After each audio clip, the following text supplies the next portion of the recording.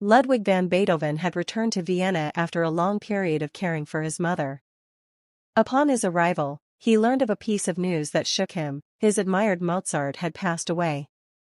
Although music still pulsed within him, he was beginning to lose his hearing, and this anguished him deeply. But then, something extraordinary happened. While leafing through a newspaper in a Viennese cafe, he read a headline that made him raise his eyebrows: World Pizza Championship to be held in Rome. Beethoven, a die-hard lover of pasta, felt as if destiny itself was speaking to him.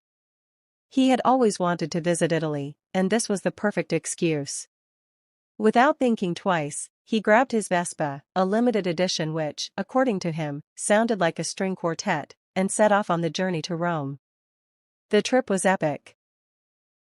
He crossed the Alps humming melodies that would later become symphonies, stopped in Florence to taste a risotto that nearly brought him to tears, and finally arrived in Rome with tousled hair and a blazing spirit.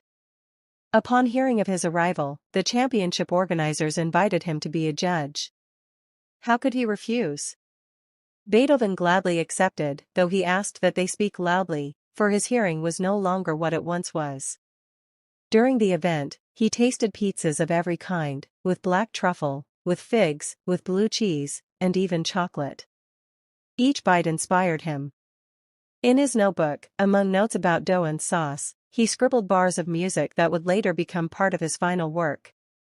The chefs competed with passion, but also with nerves. They knew they were cooking for the genius who had revolutionized music. Some even said they could feel their pizzas vibrating with the energy of the Fifth Symphony. One night, while walking by the illuminated Colosseum, Beethoven remembered the words Mozart had once said about him years earlier: "Listen to this child. One day the world will speak of him." And indeed, it did. Now, they spoke not only of his music, but also of his palate. After a few days in the Italian capital, the time came to return to Vienna. He bid farewell to Rome with one last margherita pizza and an improvised serenade with spoons and wine glasses.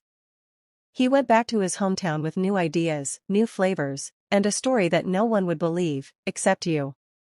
Because there was a day in 2025 when Beethoven was a judge at the World Pizza Championship. And although the story defies all logic, it sounds so good that it deserved to be told.